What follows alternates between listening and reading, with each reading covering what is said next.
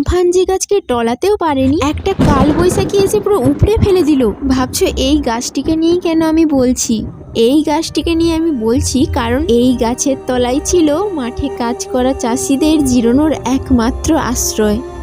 এটা গোবিন্দ ঠাকুরদা লাগাইছিল। গাছটি এমনভাবে পড়েছে কিছুটা ফসল নষ্ট হয়েছে।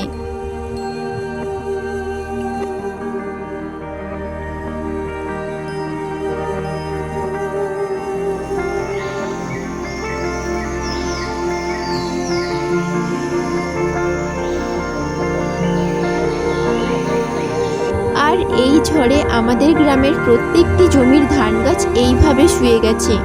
আর অন্যান্য গাছের অবস্থাটা দেখো, গাছের আর হদিস পাওয়া যাচ্ছে না। রাতে যে যার মতো এসে কাঠ কেটে নিয়ে চলে গেছে, আর পুলিশ আসতেও বাকি থাকেনি। সূর্যের আলোয় ধান গাছগুলো অনেকটা সোজা হয়েছে।